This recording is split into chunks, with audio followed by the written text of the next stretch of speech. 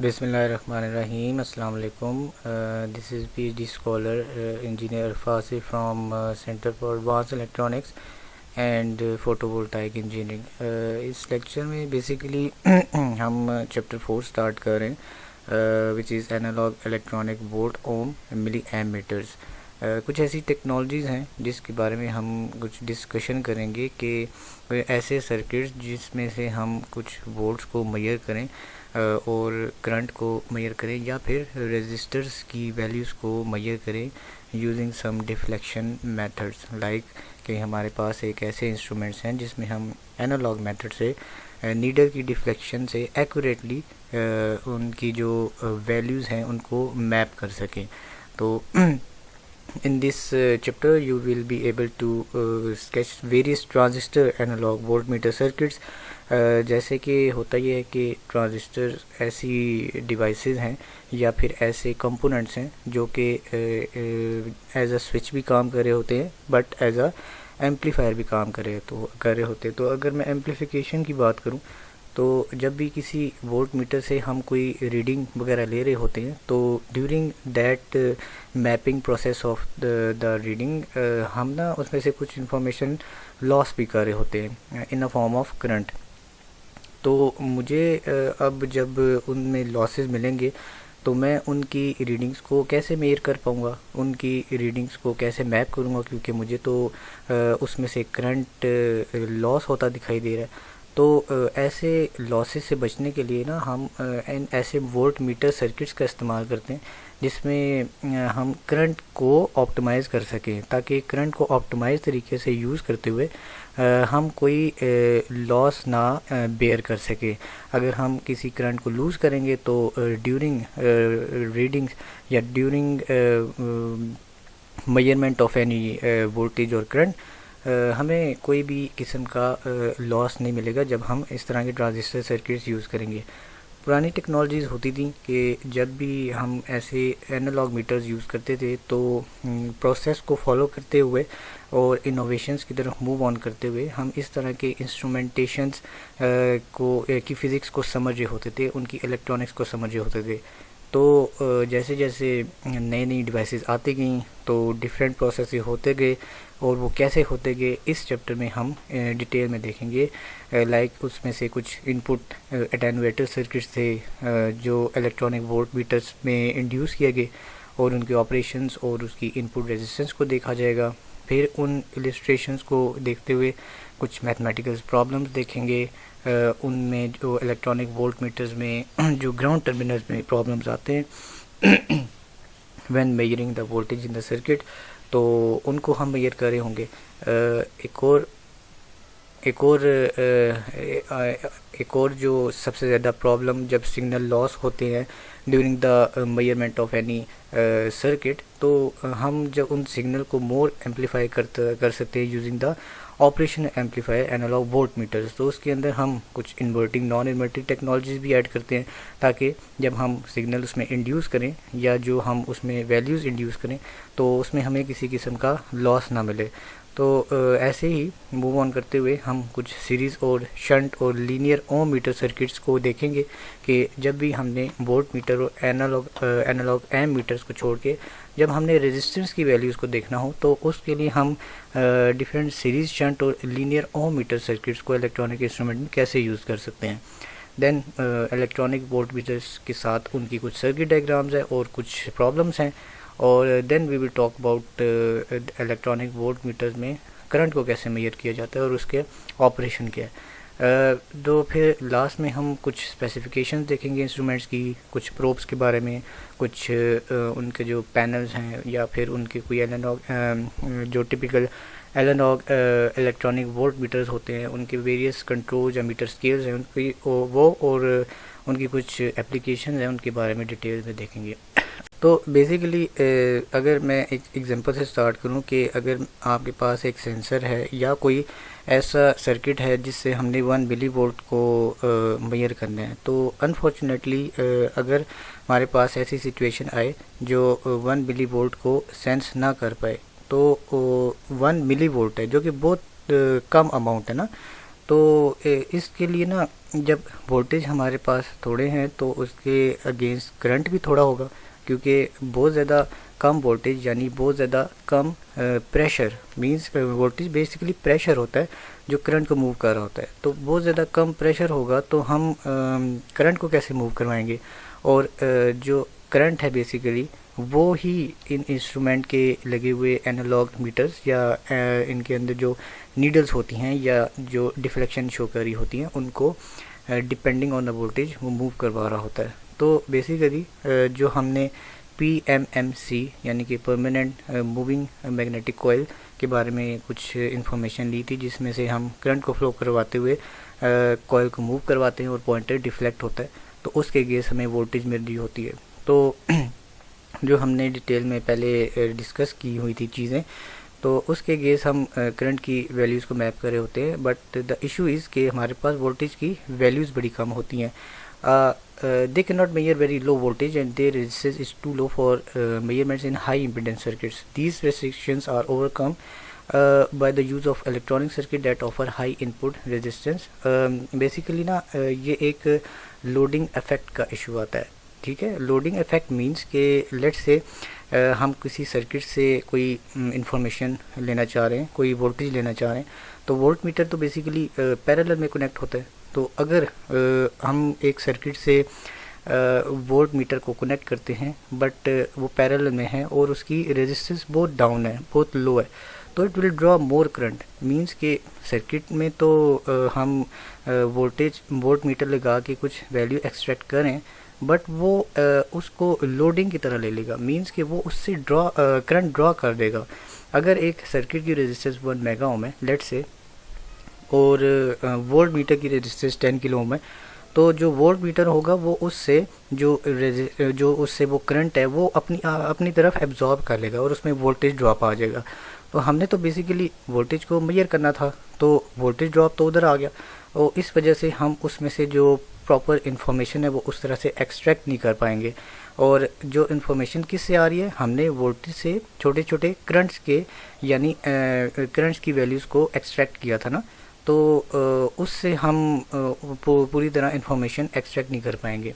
तो इसके लिए ना हमारे पास हाई इनपुट रेजिस्टेंस का होना बड़ा लाजमी है, ताकि उससे रेजिस्टेंस ज़्यादा होगी और करंट हमारे पास कम से कम आएगा, ताकि उसमें कोई लोडिंग इफेक्ट ना हो, ठीक है, और हम उसमें से ज़्यादा इंफॉर्मेशन को एक्सट्रैक्ट कर सकें।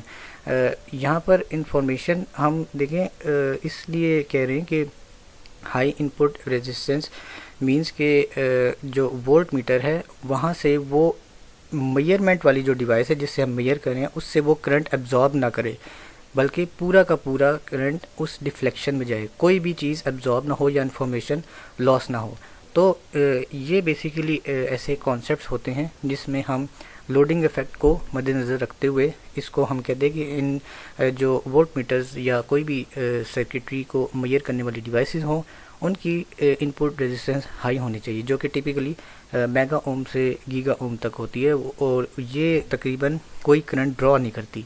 तो जो जैसे कि हमने मोस्टली ऑप एम्प्स में देखा होगा कि ऑपरेशनल एम्पलीफायर का जो इनपुट रेजिस्टेंस है वो इस वजह से ज़्यादा होता है और इस तरह से इफ़ेक्ट नहीं होता अगर हम ऑपरेशन एम्पलीफायर यूज़ करें, जो कि हम आगे इन डिटेल भी यूज़ करेंगे।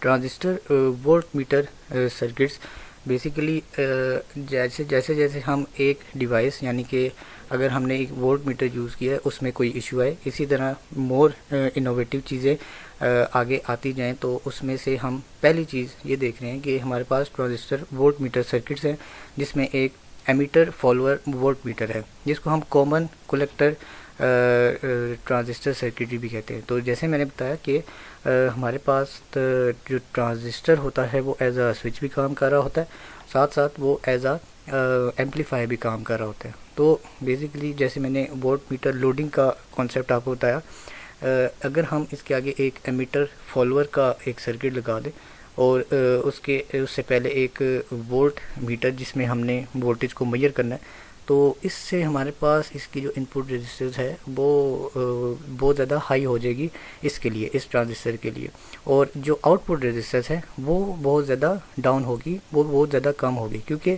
जैसे आउटपुट रेजिस्टेंस कम हुई तो हमने तो यहाँ पर लगी हुई जो हमारी जो मेन मेजरमेंट टूल है, जो मेन मेजरमेंट जिससे हम निकलनी है उसमें से तो हमने डिफ्लेक्शन के लिए करंट भी तो पास करवाना है। तो अगर इसकी आउटपुट ज़्यादा होगी, रेजिस्टेंस ज़्यादा होगी, यहाँ से तो करंट नहीं पास होगा, तो हमने तो इसको डिफ्लेक्शन मीटर से रीडिंग्स को मैप करना है। तो इस जो सर्किट है, ये जो एमीटर फॉलोअर जो वोल्ट मीटर्स हैं, इनका ये फ़ायदा है कि इनके हमारे पास हाई इनपुट रेजिस्टेंस के साथ लो आउटपुट रेजिस्टेंस होती है, जिससे हम जो डिफ्लेक्शन मीटर्स हैं उनको एक्यूरेटली मैप कर सकते हैं।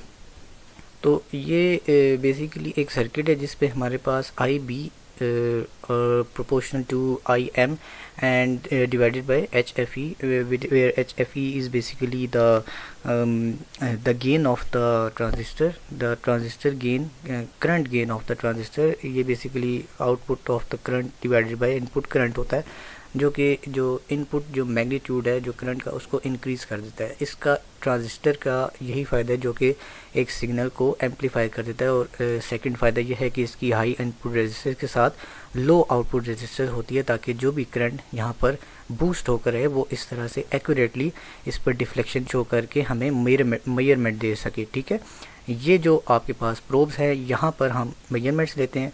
यहाँ पर जो करंट्स वगैरह आते हैं वो इसकी बेस में इंड्यूस होके इसके कलेक्टर और एमीटर में जाके लगते हैं। हैवी करंट यहाँ पर I is equal to I M हमारे पास यहाँ पर मैप हो रहा होता है, जो कि डिफ्लेक्शन जो मीटर है उसके ऊपर जाके in series with some resistance and resistance of the meter.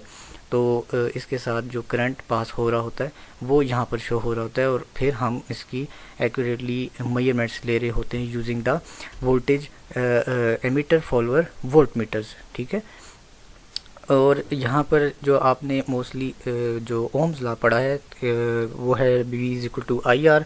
तो V is equal to I R हमें क्या बताता है कि जब हम V मेजर कर रहे हों या फिर R मेजर कर रहे हों तो I डिवाइड हो जाता है। तो सिमिलरली ये भी एक केस है कि ये V है, ये भी आई बी है, और ये इनपुट रेजिस्टेंस है जो कि हमारे पास ये जिसमें हमने मेजर करनी है। मींस के जो कि मेजरमेंट जो कंपोनेंट है जिसको हमने मेजर करना है, जिसका सिग्नल मेजर करना है, उसकी इनपुट रेजिस्टेंस और जो वोल्टेज आई और डिवाइडेड बाय आई बी। ठीक है, और ये जो हमारे पास जो मीटर की रेजिस्टेंस से ज़्यादा होती है विच इज़ आर एस और आर एम, क्योंकि हमने ज़्यादा करंट यहाँ से फ्लो करवाना है, इसलिए ये रेजिस्टेंस इससे ये वाली रेजिस्टेंस से ज़्यादा होती है। Let's take an example. हमारे पास एक simple ammeter follower volt meter circuit है जिसमें VCC is equal to 20 volts, RS plus RM जो कि मीटर की रेजिस्टेंस है, सीरीज़ और मीटर की resistance which is 9.3 kilo ohm. IM is equal to 1 milli ampere at full scale. Full scale means कि इसने फुल स्केल पर deflection show की फ्रॉम 0 to 1, और डिपेंडिंग कि आपके पास कितनी रेंज है उसकी। ठीक है, तो 1 milli ampere at full scale इसने IM मेजर किया, और ट्रांजिस्टर है हमारे पास HFE जो कि हमारे पास गेन है। गेन जैसे मैंने बताया कि उसका वोल्टेज गेन भी होता है, करंट गेन भी होता है। तो ये आपको बता दें कि इसकी कितनी पावर है जो इसको मैक्सिमम इनपुट को बूस्ट कर सके। हमने मेजर करना है calculate the meter current when E is equal to 10 volt. जब हमने कंपोनेंट की रीडिंग 10 वोल्ट्स मेजर की तो हमारे पास मीटर पर क्या करंट आ रहा है हमने ये मेजर करना है। Determine the volt metre input resistance with and without the transistor. तो क्या था, सबसे पहले हमने विदाउट एनी ट्रांजिस्टर सर्किटरी हमने एक वोल्ट मीटर की रीडिंग देख के करंट को बताना है, एंड देन विद ट्रांजिस्टर हमने वोल्ट मीटर की रीडिंग को बताना है। तो इसके लिए basically we have a formula like VE is equal to E minus VB1। E क्या है हमारे पास जो मेजरेबल वोल्टेज है, और B1 जो हमारे पास यहाँ पर वोल्टेज आ रही है। ठीक है, वो क्या हो सकती है, ये जो 10 वोल्ट है जो हमने मेजर की, और 0.7 क्योंकि जो ट्रांजिस्टर होता है वो basically it is made up of different diodes, and diodes are made up of silicon, और सिलिकॉन का जो वोल्टेज ड्रॉप होता है वो है 0.7 वोल्ट्स। तो ये जब हम मेजर करेंगे VE, तो इसके साथ हमारे पास ये ड्रॉप भी आता है। तो जो VE अब आपके पास आएगा वो तकरीबन 9.3 volt. This is without any transistor, without any amplifier या any without any transistor circuitry. तो ये इसका इंटरनल वोल्टेज ड्रॉप यहाँ पर लिखा हुआ है, ठीक है। अब यहाँ पर कोई गेन वगैरह या हमने उसकी कोई बात नहीं की जिसमें हम ट्रांजिस्टर को शो कर रहे होते हैं। अब यहाँ पर देखें IM is equal to VE और RS प्लस RM, ये आपके पास V is equal to IR होता है। बट अब हमने मीटर से गुजरे हुए करंट को मेजर करना है, तो इसको मेजर करने के लिए VE जो आपने फाइंड किया था 9.3 डिवाइडेड बाय 9.3 किलो ओम, जो कि मीटर की रेजिस्टेंस है, जो कि मीटर की रेजिस्टेंस हमें ये गिवन है RS प्लस RM, और इसको IM हमने फाइंड आउट किया 1 मिली एम्पेयर। तो जब हम ट्रांजिस्टर के साथ इसकी मेजरमेंट लेंगे तो हम बेस करंट के साथ उसको IM डिवाइडेड बाय उसका जो ट्रांजिस्टर का गेन है उसकी मेजरमेंट लेंगे, then 1 milli ampere divided by 100 which is equal to 110 micro ampere.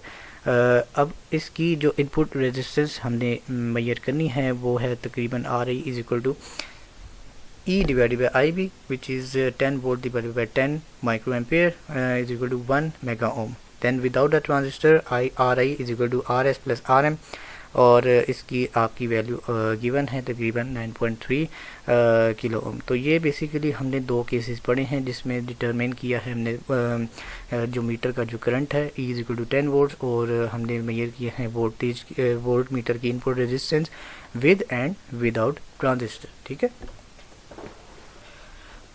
The transistor base emitter जो वोल्टेज ड्रॉप है इसमें बेसिकली कुछ एरर्स भी आते हैं। लाइक अगर आपने इसकी बात करें voltage base emitter voltage drop की, तो हमारे पास था 0.7 वोल्ट का वोल्टेज ड्रॉप भी आया था इसमें।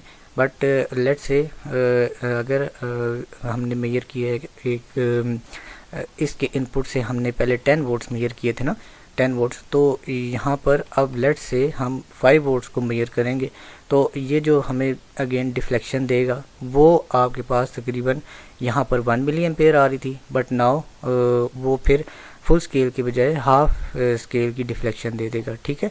मींस के पहले 10 वोल्ट की आई थी तो फिर अब हाफ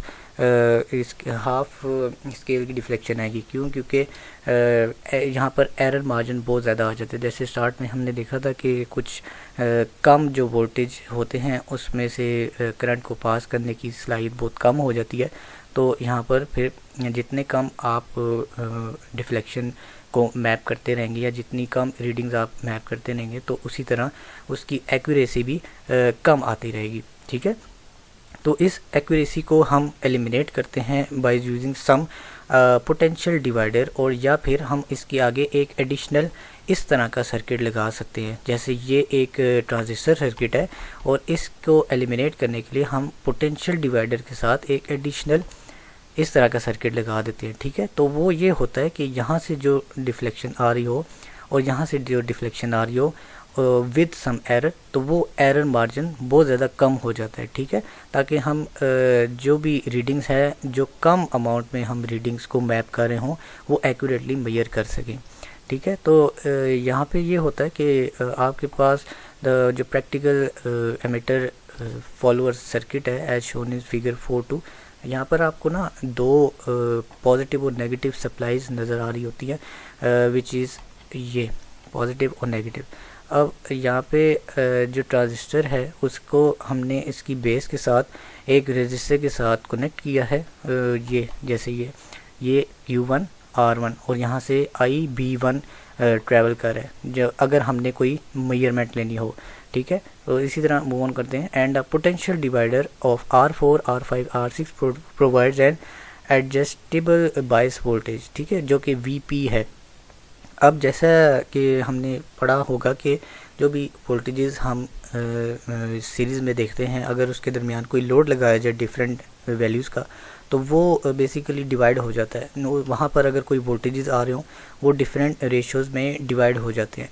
तो क्या हम कर सकते हैं कि अगर यहाँ पर कोई हमारे पास एक डिफ्लेक्शन आ रही है किसी चीज़ से, यहाँ पर जब पहुँची, यहाँ पर जब पहुँची, तो ऊपर मैंने बताया था कि बहुत ज़्यादा कम वोल्टेजेस हम मेजर करें तो उसमें एरर मार्जिन बहुत ज़्यादा आ जाते हैं। तो उन एरर मार्जिन्स को मैप करने के लिए यहाँ पर हम एक एडजस्टेबल पोटेंशियल डिवाइडर का यूनिट लगा देते हैं। तो होता यह है कि यहाँ से जो वोल्टेजेस आ रहे हों, अगर वो हमने इस तरह से मेजर करने हो कि लेट्स से यहाँ पर 12 वोल्ट्स हमने मेजर करने हैं, तो ये हमें शो कर रहा है कि तकरीबन 11.7 वोल्ट। तो यहाँ पर हम कुछ एडजस्टेबल वोल्टेज और प्रोवाइड करेंगे जिसके नतीजे में हमारे पास करंट की डिफ्लेक्शन आ जाएगी। तो हमने उसको एडजस्टेबल करके या एडजस्टेबल रेजिस्टेंस की वैल्यू के साथ पैरेलल में लगा के उसको थोड़ा से और वोल्टेज बायसिंग प्रोवाइड करनी होती है, ताकि यहाँ पर जो इसने मेजर किया है वो जो एरर मार्जिन है वो इसकी वजह से रिड्यूस हो जाए। तो this is the some advance technique, जो कि अभी तो और काफ़ी एडवांस टेक्निक्स आ गई है, लेकिन जैसे जैसे हम आगे की तरफ मूव करते जा रहे हैं इनोवेशंस की तरफ, तो ये नए नए कॉन्सेप्ट्स आ रहे हैं कि हम पोटेंशियल डिवाइडर से इन एरर मार्जिन्स को रिड्यूस कर सकें। तो इससे ये होगा कि जो भी हम वोल्टेजेस को मेजर करेंगे, it can B from 1 volt, it can B from 0.1 volt, something like that. तो वो जो एरर मार्जिन वगैरह होंगे वो इससे रिड्यूस हो जाएंगे। तो जब हमने यहाँ पर कोई इनपुट वोल्टेज अप्लाई नहीं की, तो E इज इक्वल टू हमारे पास यहाँ पर वोल्टेज 0 वोल्ट है और base voltage of Q2 is adjusted to give 0 meter current. Means के यहाँ पर भी कोई वोल्टेज नहीं है, तो वोल्टेज नहीं है तो यहाँ पर भी 0 डिफ्लेक्शन या फिर 0 मीटर करंट होगा, लाइक IM। तो this makes VP is equal to 0, VE1 is equal to VE2, VE1 is equal to VE2 is equal to minus 0.7। तो ये जो डायोड के जो वोल्टेज ड्रॉप है, यहाँ पर भी जो वोल्टेज ड्रॉप 0.7 वोल्ट्स के हैं वो यहाँ पर आ रहे होंगे, ठीक है। और जो मीटर सर्किट के जो वोल्टेज हैं वो तकरीबन 0 शो होंगे, बट ये जो है ये उसके जो ट्रांजिस्टर के जो डायोड के वोल्टेज ड्रॉप है ये वो है। नाउ सपोज लेट्स से कि आपके पास 5 इनपुट वोल्टेज अप्लाई हुई है बेस पर, ठीक है। लाइक हमने मीटर से एक 5 वोल्ट की रीडिंग मेजर की है, तो होगा क्या कि हमारे पास जो टोटल वोल्टेज क्या आ सकते हैं, V is equal to VE1 minus VE2। तो VE1 हमारे पास ये है, ये वाला VE1, और ये जो हमने मेजर किया है तो इसकी जगह हम ये वैल्यूज़ पुट करेंगे E माइनस VE1, मीन्स के VBE बेस टू एमीटर, इसका बेस टू एमीटर, उसका तो वोल्टेज ड्रॉप भी है 0.7 वोल्ट, तो और VE2 माइनस VE2, ठीक है, ये वाला, तो इसका वोल्टेज ड्रॉप ये तकरीबन 0.7 वोल्ट। तो ये होगा कि E हमारे पास इस साइड पे से है क्योंकि हम यहाँ से मेजर करें, और ये E2 सेपरेट है जो कि इसके यहाँ से हम मेजर नहीं करें, ये वाला मेजर करें, तो इसलिए हमारे पास ये 0.7 वोल्ट है। वैल्यूज़ पुट करें, 5 minus 0.7 volt, minus minus plus हो जाएंगे, और ये वाला माइनस ये दोनों कैंसिल होके ये आपके पास पूरी डिफ्लेक्शन आएगी 5 वोल्ट की, ठीक है। Thus, unlike the case of the simple emitter follower voltmeter, all of the above to be measured appears across the meter circuit. No part of it is lost as transistor VBE, which means कि अब देखें पहले हमने 0.7 की बात की थी ना, तो हमने इस 0.7 को भी रिमूव करने के लिए एक एडिशनल सर्किट लगा दिया ताकि ये 0.7 और 0.7 दोनों आपस में कैंसिल करके एक एक्यूरेट मेजरमेंट्स हमें इस डिफ्लेक्शन मीटर पर शो कर रहे हों, ठीक है। तो हमने 0.7 का वोल्ट का कैंसिल करवा के अगर इधर कोई ट्रांजिस्टर ना होता तो ये 0.7 ना आता, और अगर आपके पास 0.7 इधर होता यानी एक ट्रांजिस्टर होता तो यहाँ पर 0.7 का ड्रॉप आ जाता। इसलिए इन दोनों के इफेक्ट को कैंसिल करा के हमने वोल्टेज भी इंड्यूस करवाए और करंट की डिफ्लेक्शन को भी यहाँ पर मूव ऑन करवा दिया। Let's take an example. एक हमारे पास emitter follower volt meter circuit है जिसमें आपके पास R2 R3 इक्वल हैं 3.9 किलो ओम के, और VCC है हमारे पास plus minus 12 volt. Now let's determine the I2 and I3 when E is equal to 0 volt. Calculate the meter circuit voltage when E is equal to 1 volt and when E is equal to 0.5 volt. तो हमारे पास जो R2 है और R3, ये है हमारे पास R2 और ये है हमारे पास R3, इसके अगेंस्ट वोल्टेज ड्रॉप हमारे पास आ रहा है 0 वोल्ट और इसके VBE और VEE, यहाँ पर आपके पास VBE है और यहाँ पर आपके पास VEE है, ठीक है, ये वाला VEE, तो सॉरी ये वाला VR है, ठीक है। अच्छा, हो गया क्या कि ये जो VBE है ये तो डायोड का है और ये VEE नेगेटिव 12 वोल्ट, एक तो पॉजिटिव 12 वोल्ट है और एक VEE है। अगर इधर VCC होता तो वो प्लस 12 वोल्ट होता, ठीक है। तो VR2 is equal to VR3 is equal to 0 minus VBE minus 12, तो 0 माइनस 0.7 माइनस ये नेगेटिव है तो माइनस 12 वोल्ट, तो ये VR2 के आगे और VR3 के आगे जो भी वोल्टेज ड्रॉप आ रहा है वो है तकरीबन 11.3 वोल्ट। तो इस इधर अगर हमने करंट फाइंड आउट करना हो I2 और I2 का ट्रेवल करा है ये वाला और I3 ये वाला, तो यहाँ पर हमने करंट फाइंड आउट करना है। तो यहाँ पर जब हम करंट फाइंड आउट करेंगे तो उसके लिए आपके पास IR2 और R3 का होना लाजमी है। V is equal to IR होता है, तो I फाइंड आउट करने के लिए हम V/R कर देंगे। तो I2 और I3 ये तकरीबन ये देखिए सारे सीरीज़ में है ना, इस तरह से ये सारा इधर आ रहा है सीरीज़ में और ये इधर आ रहा है इसके साथ R3 एमीटर की सीरीज़ में, ठीक है। तो अब ये देखिए I2 I3 VR2 divided by R2 11.3 divided by 3.9 के और आपके पास आ जाएगा 2.9 मिली एम्पेयर का करंट। अब लेट से हमारे पास जो इनपुट वोल्टेज आई है वो है हमने मेजर किया जो VE1 E माइनस VBE। तो लेट से अब हम 1 वोल्ट की अगर बात करें तो क्या होगा, VBE के साथ 1 वोल्ट माइनस 0.7 तो 0.3 वोल्ट आ जाएंगे। VE2 में जब हम यही चीज़ अप्लाई करेंगे तो आपके पास VP माइनस VBE, VP तो हमने ऊपर जैसे इस स्टेटमेंट में देखा था, it is adjusted to 0 meter current. तो यहाँ पर आप देखें VP आपके पास 0 है और minus VBE is equal to 0 minus 0.7 volt, तो 0 माइनस 0.7 वोल्ट, तो यहाँ पर ये आपके पास माइनस 0.7 वोल्ट का ड्रॉप आ रहा है। VE1 minus VE2 is equal to 0.3 minus plus हो जाएंगे और 0.7, तो टोटल जो भी आपके पास आएगा जो मेजरमेंट हमने ली है तो क्या होगा कि 0.3 और 0.7 ऐड अप हो जाएंगे और यहाँ पर आपके पास 1 वोल्ट का एग्जैक्ट मेजरमेंट आ रहा होगा, ठीक है। लेट से अगर हमने व्हेन 0.5 मेजर करना है तो इस डबल यूनिट सर्किट का ये फ़ायदा होगा कि हम 0.7 वोल्ट्स को प्लस माइनस के साइंस के साथ यूज़ करते हुए इनके इफेक्ट को कैंसिल आउट कर रहे होंगे। और या अब अगर हमने 0.5 वोल्ट मेजर करने हैं तो क्या होगा कि VE1 similarly again E minus VBE, तो 0.5 वोल्ट मैंने मेजर करी थी तो 0.7 वोल्ट माइनस करेंगे तो माइनस 0.2 वोल्ट आ जाएगा। VE is equal to VP minus VBE, VE2 is equal to VP minus VBE, then we will see के 0 माइनस 0.7 वोल्ट को जब हम माइनस करेंगे तो माइनस 0.7। टोटल इस इक्वेशन को जब हम वैल्यू एवेलुएट करेंगे तो V is equal to VE1 minus VE2 is equal to minus 0.2 plus 0.7 which is equal to 0.5, ठीक है। तो ये इसने एक्यूरेटली मेजर किए हैं by with the help of this circuitry, ठीक है। तो यहाँ पर हमारे पास ग्राउंड टर्मिनल्स और फ्लोटिंग पावर सप्लाईज हैं। बेसिकली इसमें ये बताया गया है कि let's take an example with this circuit कि जब भी आप कोई वोल्ट मीटर यूज़ कर रहे हो तो किसी भी रेजिस्टिव नेटवर्क में या किसी भी सर्किट में आपने कुछ मेजरमेंट्स करनी हो तो जो हमने ऊपर पावर सप्लाईज देखी हैं उसमें आपके पास प्लस भी और नेगेटिव पावर सप्लाई भी है। तो ये यहाँ पर ये कह रहे हैं बेसिकली कि जो वोल्ट मीटर है उसके अंदर जो हम प्रोब्स वगैरह या कोई ऐसी वायरिंग जो पावर सप्लाई के साथ अटैच हो उसमें प्लस और नेगेटिव होती है।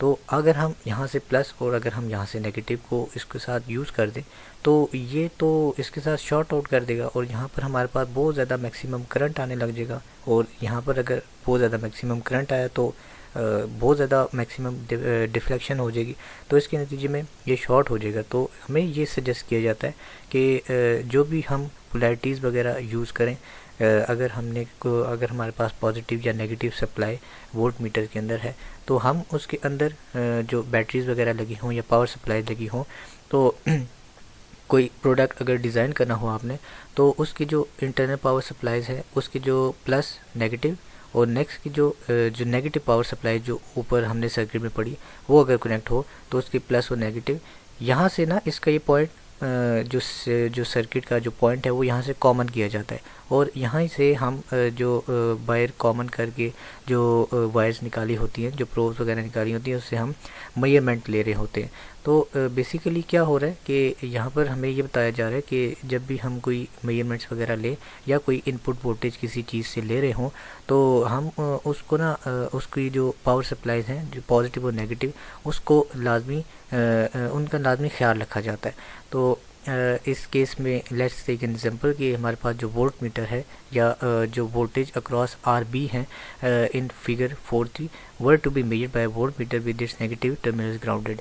तो हमने उसको ग्राउंड कर दिया ना, तो हमने बेसिकली करना ये है कि volt meter ground would short circuit the resistor R C and seriously affect the voltage and current condition in the resistor circuit.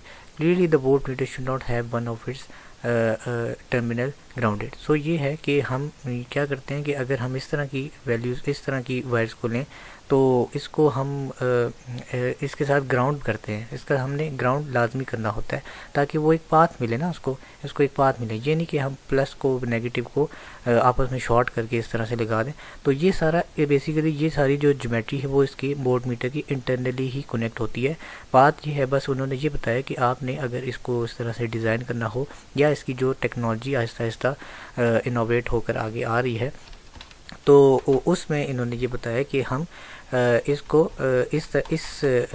इस ज्योमेट्री के साथ यूज़ करते हैं ताकि हम कोई भी मेजरमेंट में एरर ना फेस कर सकें। तो यहाँ भी इस तरह की एग्जांपल दी गई है कि हमारे पास प्लस VCC है, माइनस VEE है।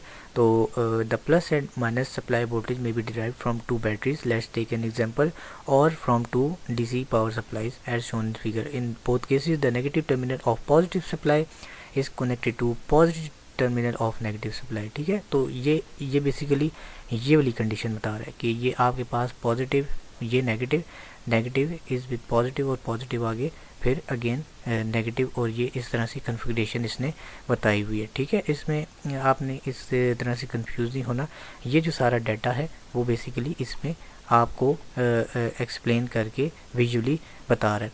नेक्स्ट ये बताता है कि जो मोस्टली जो DMMs वगैरह या कोई वोल्ट मीटर्स होते हैं उसकी जो शेसिस है वो एक कैपेसिटर के साथ ग्राउंडेड हुई होती है ताकि जो भी चार्जेस वगैरह हों या जो भी करंट की डिफ्लेक्शन वगैरह हो वो किसी तरीके से करंट को लूज़ ना कर सके। ठीक है, वो कुछ ऐसे भी होता है कि लीकेज करंट भी आना शुरू हो जाता है, तो उसके नतीजे में हम कैपेसिटर लगा देते हैं ताकि वो एब्जॉर्ब करके उसको वहीं पर ही सस्टेन रखे। तो when measuring voltage level in transistor circuit, for example, the common terminal introduces the capacitance to ground wherever it is connected in the circuit to avoid any effect on conditions with the circuit oscillation या कोई phase shift. The voltmeter common terminal should always be connected to the transistor circuit or zero voltage terminal. तो ये वही है, zero voltage terminal means कि आपको यहाँ पर ग्राउंडिंग प्रोवाइड करनी होती है। तो इस पॉइंट के रेफरेंस से ही सारी जो मेजरमेंट्स हैं वो ली जाती है। एक ऑप्शन जैसे जैसे टेक्नोलॉजी बढ़ती गई तो एक और ऑप्शन हमारे पास आया कि वोल्ट मीटर रेंज के पहले तो हम कहते थे कि हमने छोटी वोल्टेज मेजर करनी है, लेकिन लेट से हमने 0 वोल्ट से पहले 1 वोल्ट तो मेजर की, लेकिन लेट से हमने अगर 5 वोल्ट तक मेजर करना है, ज़्यादा वोल्टेज को मेजर करना है, तो हम उसके लिए हम क्या चीज़ें कर सकते हैं, और अगर हमने एक्यूरेसी भी मेंटेन करनी है तो उसके लिए हम क्या ऐसी सर्किटरी यूज़ कर सकते हैं जिससे हम लॉसेस भी फेस ना करें और साथ साथ हमारे लिए कोई लोडिंग इफेक्ट भी ना आए। तो think of this whole front section as doing 2 jobs before the actual volt meter measures anything.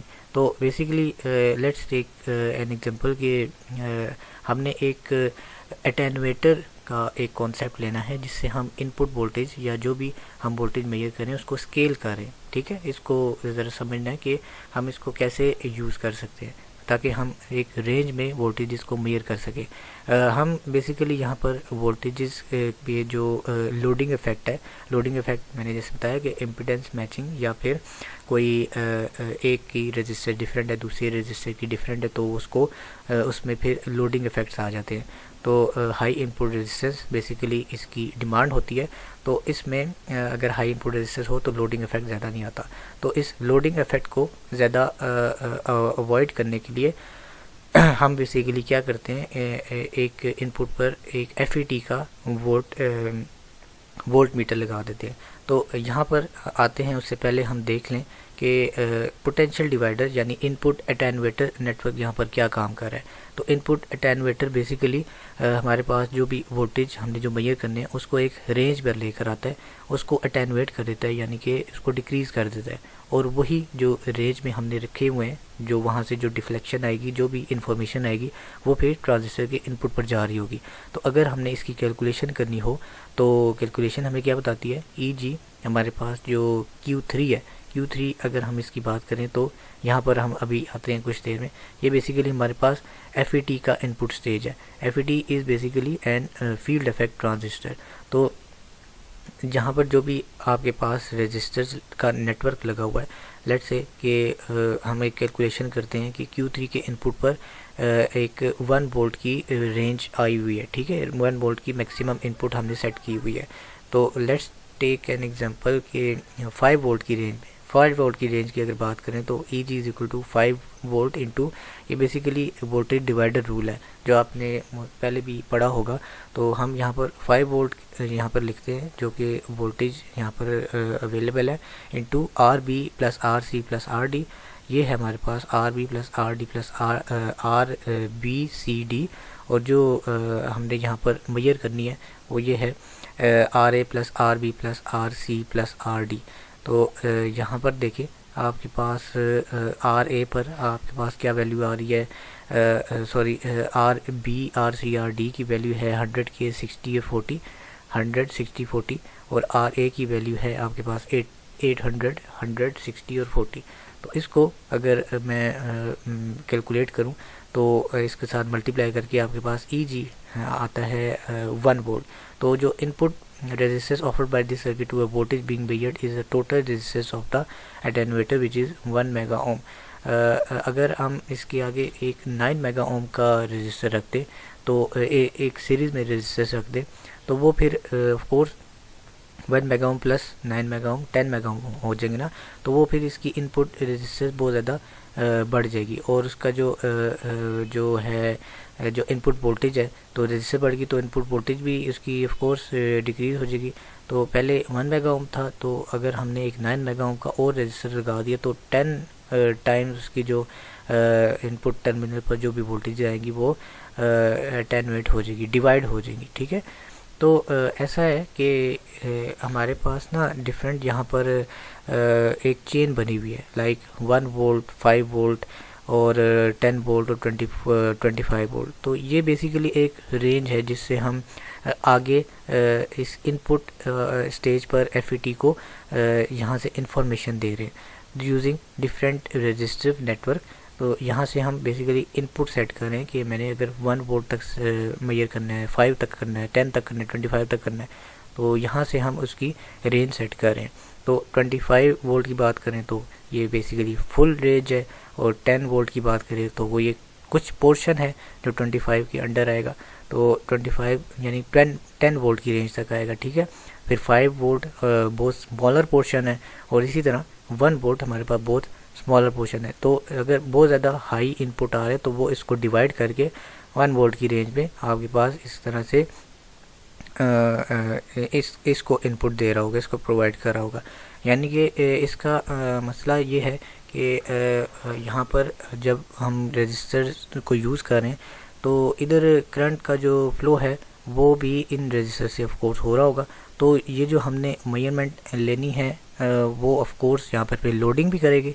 तो अब इस लोडिंग इफेक्ट से बचने के लिए हमने यहाँ पर एक FET का इनपुट स्टेज लगाया है, ठीक है।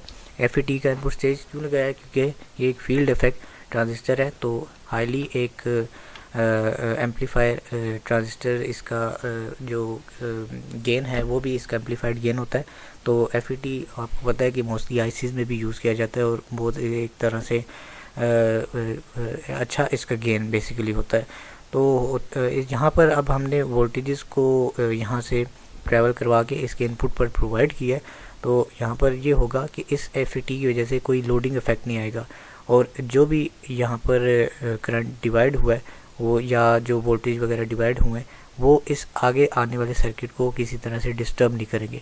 यानी कि बेसिकली यहाँ पर ये एक स्टेबल वोल्टेज डिवाइडर की तरह काम कर रहा है और डिफरेंट मेजरमेंट्स रेंजेस भी दे रहा है और एक सेफ्टी प्रोवाइड कर रहा है कि अगर बहुत ज़्यादा वोल्टेज आ जाए तो इसको रेंज मिला के हम इसकी एम्पलीफिकेशन करके अच्छी तरह से मेजरमेंट कर सकते हैं।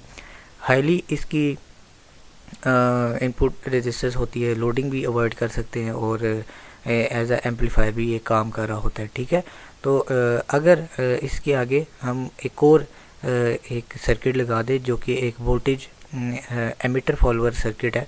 तो एमिटर फॉलोअर सर्किट ऊपर भी हमने जैसे डिस्कस किया था कि यहाँ से हमने मेजरमेंट्स ली हैं। तो नेक्स्ट यहाँ से जो आपके पास वोल्टेज ड्रॉप आ रहा था जो कि 0.7 वोल्ट का था, तो उसको हम अटेन्यूएट करते हैं, उसको रिमूव करते हैं और ये दोनों फिर इसको इस इफेक्ट को कैंसिल आउट करके हमें एग्जैक्ट रीडिंग प्रोवाइड कर रहे होते हैं। सो अटेन्यूएटर से होके हमारे पास यहाँ पर FET एम्पलीफायर से होके यहाँ पर फिर अगेन एमिटर फॉलोअर सर्किट से होता हुआ एक प्रॉपर मीटर में डिफ्लेक्शन, एक without any losses, without any error हमें ये सर्किट रीडिंग्स प्रोवाइड कर रहा होता है। ठीक है, तो ये सारी बेसिकली इसकी थ्योरेटिकल पोर्शन है कि कैसे स्टार्टिंग से आपके पास वोल्टेजेस या मेजरमेंट्स आती हैं और इधर से इनपुट आता है और FET से होता हुआ यहाँ से डिफ्लेक्शन करते हुए और इफेक्ट्स को कैंसिल आउट करते हुए हमारे पास RS और RS प्लस RM की रेजिस्टेंस को मैप करते हुए डिफ्लेक्शन हमें यहाँ पर शो हो रही होती है और एक्यूरेटली मेजरमेंट्स आ रही होती हैं। एक एग्जांपल ले लेते हैं, एक न्यूमेरिकल एग्जांपल ले लेते हैं जिसमें आपके पास E 7.5 वोल्ट मेजर किया गया है और मीटर की जो रेंज है तकरीबन 10 वोल्ट के अंडर सेट की गई है। जो gate to source voltage FET ने रीड की वो है 5 वोल्ट। तो VP आपके पास प्लस 5 वोल्ट है, गिवन है RS plus RM series resistance और मीटर की resistance which is equal to 1 kilo ohm और जो वहाँ से फुल स्केल पर फुल डिफ्लेक्शन पर जो करंट ट्रेवल हो रहा है वो है 1 मिलियन एम्पीयर। ऊपर हमने वो पढ़े थे, एक फार्मूला पढ़ा था जिसमें हमने वोल्टेज डिवाइडर का सर्किट देखा और उसका ये फार्मूला था EG is equal to E into R C plus RD divided by RA plus RB plus RC plus RD। तो जो हम वोल्टेज को मेजर कर रहे होते हैं जहाँ पर, तो वो उसको मोस्टली ऊपर लिखा जाता है और नीचे टोटल रेजिस्टेंस होती है। तो E इज इक्वल टू आपके पास 7.5 ये गिवन है और आगे आपके पास जो वैल्यूज़ हैं 60 और 40 वो RC और RD के की वैल्यूज़ हैं and then we will add up the remaining values of the RA, RB, RC and RD और इसके नतीजे में आपके पास 0.7 वोल्ट का 0.7 वोल्ट की रीडिंग आ जाएगी। VS is equal to EG minus VGS। अब VGS बेसिकली आपने जो FET यूज़ किया था गेट टू सोर्स वोल्टेज है विच इज़ -5 जो कि यहाँ पर गिवन है। ठीक है, EG इज़ बेसिकली जो हमने यहाँ से फाइंड किया 0.75 माइनस VGS जो कि गेट टू सोर्स वोल्टेज थी। तो VS आपके पास आया 5.75 और ये VS कहाँ पर है, ये जो कि इसके इनपुट पर आ रहा है और इसके इनपुट पर आपके पास EG आ रहा था जो कि हमने इससे फाइंड आउट किया है इस डिवाइडर से। तो यहाँ पर 0.75 वोल्ट आया, VS आपके पास 5.75 वोल्ट आया। अब हम इससे आगे मूव ऑन करें नेक्स्ट स्टेज की तरफ जो कि है VE1। VE1 आपके पास कहाँ पर आ रहा है, यहाँ पर आप अगर देखें तो VE1 आपके पास इस साइड पर आ रहा होता है। ठीक है, तो VE1 की बात करें तो VE1 is equal to VS minus VBE। 5.75 हमने फाइंड आउट किया था और 0.7 ट्रांजिस्टर का ड्रॉप, 5.05 इसकी VE1 आ गई और VE2 क्या होगा, VP माइनस VBE VP आपके पास 5 वोल्ट था और हमने 0.7 वही वोल्टेज ड्रॉप जहाँ ट्रांजिस्टर का और इसको 4.3 वोल्ट, तो टोटल आपके पास जो V आया है, जो टोटल आपके पास रीडिंग आई है, तो VE1 minus VE2 5.05 minus 4.3 0.75 volt which is equal to EG। Let's say अगर आपने कोई करंट इस पे से जो ट्रैवल करे वो फाइंड आउट करना हो तो V is equal to IR होता है, तो I is equal to V/R जब आप रीअरेंज करेंगे तो R जो है हमारे पास इस यूनिट की RS प्लस RM जो कि हमने डिफ्लेक्शन से फाइंड आउट करना था, तो वो आपके पास आ गया ये RS plus RM which is already given in your equation 1 kilo ohm, तो 0.75 volt divided by 1 kilo ohm is equal to 0.7 milliampere which is 75% of full scale। और पहले आपके पास 1 milliampere eight full scale show कर रहा था ना, तो यहाँ पर हम इस कंडीशन पे अगर हम बात करेंगे तो वो आपके पास 0.75 मिलीएम्पेयर शो करेगा। इसी तरह 25% कर सकते हैं, 30% कर सकते हैं। तो 0 से फुल स्केल तक जो रीडिंग आई वो 0 से 1 मिली एम्पेयर की रेंज में आपको ये transistor volt meter circuit provide करेंगे। तो 10 वोल्ट रेंज की अगर बात करें तो फुल स्केल जो आपके पास रिप्रेजेंट करेगा तो 10 वोल्ट होगा ना, तो 10 का अगर 75% ले तो वो आपके पास 7.5 मैक्सिमम ये रीड कर सकेगा। ठीक है, तो ये कुछ इम्पोर्टेंट एग्जांपल थी एक voltage range volt meter range changing की, और उसके साथ आपके पास ये FET का सर्किट लगा हुआ था और आगे एमीटर फॉलोअर वोल्ट मीटर जिससे आप accurately without any loss circuits की मेजरमेंट्स ले सकते हैं। तो आगे है हमारे पास basically difference amplifier volt metre.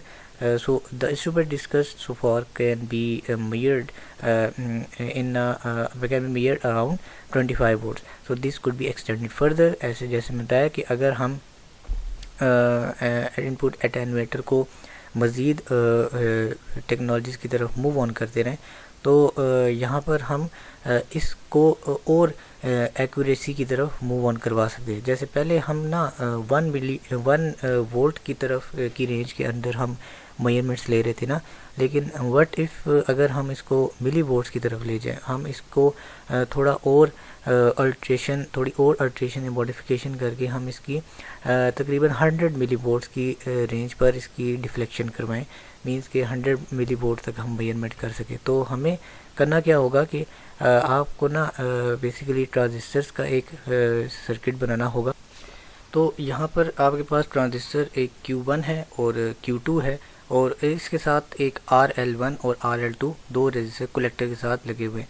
This will constitute a differential amplifier और it can be known as emitter coupled amplifier, और जो होल सर्किट है इसको हम डिफरेंस एम्पलीफायर वोल्ट मीटर कहते हैं। बेसिकली इसमें ये है कि आपके पास जो सर्किट का जो Q2 है वहाँ पर जो बेस लेवल पर जो वोल्टेजेस हैं वो 0 हैं और यहाँ पर हमने इनपुट वोल्टेज E अप्लाई किए हुए हैं।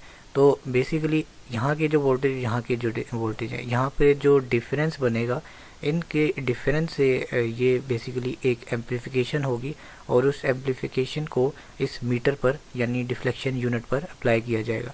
तो होता यह है कि when a small positive voltage is applied to the Q1 या like some type of input voltage measurement जो हमने मेजर करनी है, the Q1 will increase the amount of current. ठीक है, क्योंकि ट्रांजिस्टर है एज अ एम्पलीफायर काम कर रहा है, बट यहाँ पर ये ना एक उलट हो जाएगा, लाइक एक ऑपोजिट चल जाएगा, एक ऑपोजिट सिनेरियो चल जाएगा। होगा ये कि एक जगह अगर ये चीज़ इंक्रीज़ हो रही है तो दूसरी जगह वो डिक्रीज़ हो जाएगी।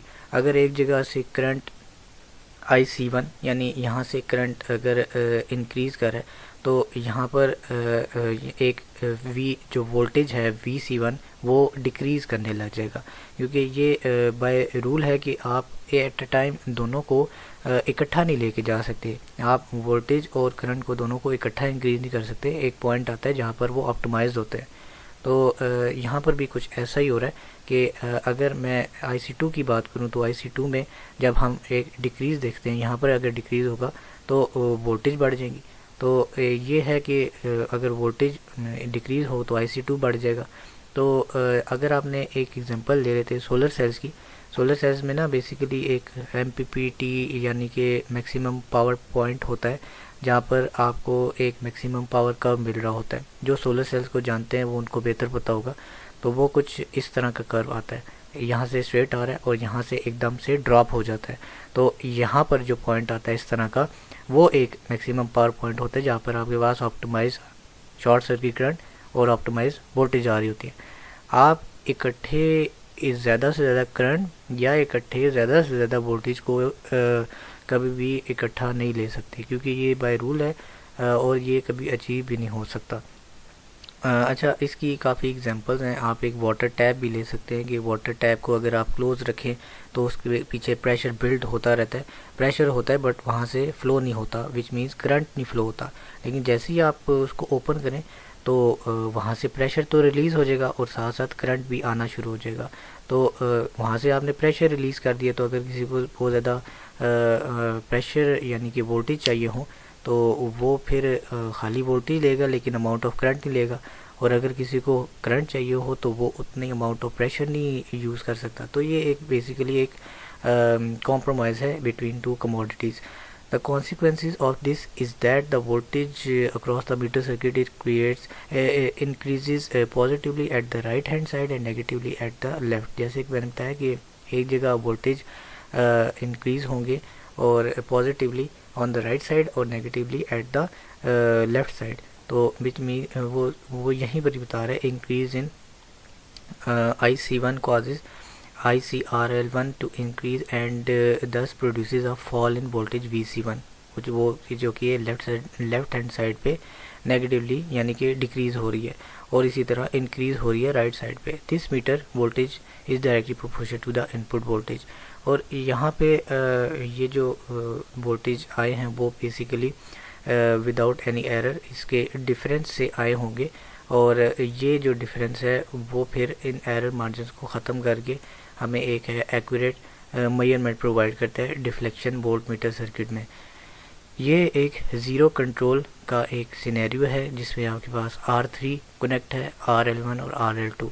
तो बेसिकली ना यहाँ पर हम ये कर रहे हैं कि Q2 या जो भी ट्रांजिस्टर आपके पास कनेक्टेड हैं, तो इधर हम जो एक R3 के साथ एक ज़ीरो कंट्रोल का एक फंक्शन यूज़ करें जिसमें हम R3 की वैल्यू को बेसिकली एडजस्ट करते हैं।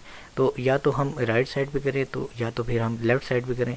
तो होगा क्या कि कुछ जो R3 का जो पोर्शन है या जो रेजिस्टेंस है वो RL1 की तरफ जाएंगी और वो इंक्रीज़ कर देगा, और कुछ R3 का पोर्शन RL2 की तरफ यानी कि सीरीज़ में इस तरह से ऐड हो जाएगा, यानी कि इधर यहाँ पर ऐड हो जाएगा और इस साइड पे यहाँ पर ऐड हो जाएगा। तो इसके नतीजे में होगा क्या कि जो हम वहाँ पर वोल्टेज जो लेफ़्ट साइड पे और राइट साइड पे इंक्रीज़ और डिक्रीज़ कर रहे थे उसको हम इस पोटेंशियल डिवाइडर से कंट्रोल कर रहे होते हैं, और इसके नतीजे में वो फिर डिफरेंशियली इसको प्रोसेस कर रहा होता है, और वहाँ से हम इस पूरे मीटर की जो वोल्टेज है वो हम 0 पर सेट कर रहे होते हैं ताकि कोई भी हमारे पास अननोन डिफ्लेक्शन ना आ रही हो। तो ये basically difference amplifier volt metre के कॉन्सेप्ट से जिसमें आहिस्ता आहिस्ता टेक्नोलॉजी मूव करती गई और इसमें डिफरेंट एम्पलीफायर सर्किट्स यूज़ होते गए, और हमने करंट की वैल्यूज़ को इस तरह से डिफ्लेक्शन के थ्रू मैप किया। नाउ यहाँ पर आपके पास operational amplifier volt meter circuits हैं। इसको हम op amp voltage follower volt meter भी कहते हैं, जिसमें एक emitter follower circuit of course लगा हुआ है। लाइक हम इसको कंपेयर भी कर सकते हैं। जैसे एमिटर फॉलोअर था ना, उसमें बेस पे कोई आपके पास वो नहीं था, वोल्टेज ड्रॉप नहीं था, हम उसकी बेस में कोई भी चीज़ इस तरह से ऐड नहीं कर रहे होते थे। लेकिन वोल्टेज फॉलोअर में ना हमारे पास ये बड़ा एक एडवांटेज है कि इसकी एक तो इनपुट रेजिस्टेंस बहुत ज़्यादा हाई होती है, और साथ साथ इसकी जो आउटपुट रेजिस्टेंस है बहुत कम होती है than as compare to emitter follower जो हमने ऊपर पढ़ा है। तो इसमें जैसे आपने ऑपरेशनल एम्पलीफायर देखे होंगे, ऑपरेशनल एम्पलीफायर में ये होता है कि आपके पास दो टर्मिनल्स होते हैं, एक इन्वर्टिंग और एक नॉन इन्वर्टिंग। तो जो वोल्टेज फॉलोअर इनपुट है वो आपका जो है नॉन इन्वर्टिंग इनपुट टर्मिनल पे लगा होता है, और ये फिर आगे फीडबैक होके ये जो आगे फीडबैक होकर आपके इन्वर्टिंग टर्मिनल पर आ रहा होता है। मीन्स कि नॉन इन्वर्टिंग है तो जो भी इनपुट होगा वो यहाँ से विदाउट नॉन इन्वर्टेड होके, यानी एज इट इज़ ये इनपुट आपके इसके इन्वर्टिंग इनपुट पर जा रहा होगा। विच मीन्स कि यहाँ पर आपके पास कोई इस तरह से लॉस नहीं आता। The very high internal voltage gain of the operation amplifier combined with the negative feedback tends to keep the inverted terminal voltage exactly, ये वाला जो पॉइंट है ये आपने याद रखना है कि exactly equal to that at the non inverted terminal. तो ये है ना नॉन इन्वर्टिंग है, तो नॉन इन्वर्टिंग से जो इनपुट आया वो यहाँ से सेम इनपुट आ गया, यही चीज़ अब एक इन्वर्टिंग में गई तो वो इन्वर्टिंग में जाएगी तो वो इसके इक्वल कर देगी। विच मीन्स कि ये इसको यहाँ पर कोई लॉस नहीं आएगा, किसी चीज़ कोई भी जो वोल्टेज है या करंट है यहाँ पे किसी चीज़ का लॉस नहीं आएगा। तो ये एक फीडबैक लूप की तरह काम कर रहा होता है और इसमें कोई किसी भी किस्म का लॉस नहीं आता। तो जो भी आउटपुट वोल्टेज होगी वो ये वी आउट वो इनपुट को ही फॉलो करेगी और यही आपके पास जो आगे जाके जो आपके पास मीटर लगा होगा उसके साथ डिफ्लेक्शन शो करवाएगा विदाउट एनी लॉस। इससे पीछे आपके पास इनपुट अटेन्यूएटर है जो आपने ऊपर पढ़ा। यहाँ पर आपने जो वोल्टेज रेंजेस सेट करनी थी या रेंज, अगर किसी रेंज में किसी को मेजर करना है तो मेजरमेंट इस तरह से होगी कि आपके पास डिफरेंट अटेन्यूएटर सर्किट्स होंगे या आपके पास स्विच सर्किट है, तो आपने जिस रेंज में इसको करना हो तो वहाँ से ये वोल्टेज डिवाइड हो जाएंगे और डिवाइड होने के नतीजे में आपके पास वही इनपुट नॉन इन्वर्टिंग में आएगा और नॉन इन्वर्टिंग से होके फीडबैक से आपके पास इन्वर्टिंग पे और विदाउट एनी लॉस आपके पास डिफ्लेक्शन सर्किट पे। तो ये op amp voltage follower volt meter का एक काम करने का तरीका है। एक और हम इसमें कुछ एक्सप्रेशंस देखेंगे कि ट्रांजिस्टर एम्पलीफायर में हम बेसिकली आपने आईसीज भी देखी होंगी लाइक LM325 और जो कि LM324 इस तरह की आईसीज हैं जिसमें ऑपरेशन एम्पलीफायर्स लगे होते हैं। तो इस तरह के एम्पलीफायर्स सिग्नल्स को एम्पलीफाई भी कर रहे होते हैं, जो लो वोल्टेज लेवल्स होते हैं उनको एक मेजरेबल डिफ्लेक्शन इंस्ट्रूमेंट के लिए यूज़ कर सकते हैं। तो अब तो आईसीज आ गई है, लेकिन पहले इस तरह की आईसीज नहीं होती थी, बट सिंपल इस तरह के सर्किट्स होते थे जिससे हम वोल्टेज को मेजर कर रहे होते थे। फिगर 4 से 7 पे अगर आप देखें तो आपके पास एक सर्किट है जिसमें हमने इनपुट वोल्टेज अप्लाई की है, यानी कि इनपुट वोल्टेज हमने जो मेजर करनी है वो आपके नॉन इन्वर्टिंग इनपुट टर्मिनल पर है। तो जो भी आउटपुट होगा वो आपके ऑफ कोर्स यहाँ से ट्रैवल करके यहाँ पर R3 और R4 की तरफ जाएगा। तो यहाँ पर आपके पास जो इंटरनल जो वोल्ट मीटर जो इंटरनल वोल्टेज गेन है वो हमेशा इक्वल होगा जो आपकी इनपुट वोल्टेज है। ठीक है, मीन्स कि आपके पास जो VR3 में भी जो वोल्टेज जो आप आ रहा होगा ना वो यहाँ पर आ रहा होगा। अब यहाँ पर जो करंट है, यहाँ पर जो रेजिस्टेंस है वो कम है और यहाँ पर रेजिस्टेंस ज़्यादा रखी जाती है। और ज़्यादा रेजिस्टेंस रखने का मकसद ये है कि आपके पास ये जो रेजिस्टर का वोल्टेज ऑफ इसके इक्वल आए और यहाँ पर मैक्सिमम से मैक्सिमम करंट फीडबैक होके इसकी डिफ्लेक्शन यूनिट पर आता रहे।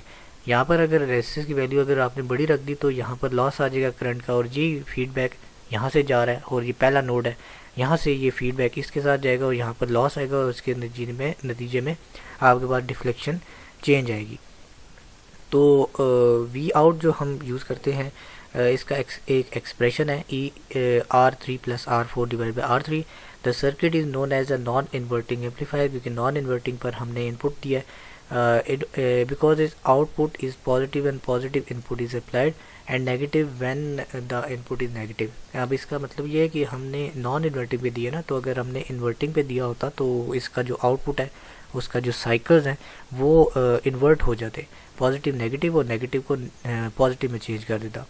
तो इसका ये बड़ा फ़ायदा है कि नॉन इन्वर्टिंग एम्पलीफायर हम एज आ हाई इनपुट रजिस्टर के तौर पे यूज़ कर रहे होते हैं और जो आउटपुट आ रही है इसकी बहुत ज़्यादा लो रेजिस्टिव होती है, मीन्स कि ज़्यादा से ज़्यादा करंट को पास कर देता है और वोल्टेज गेन भी इसका अच्छा खासा है।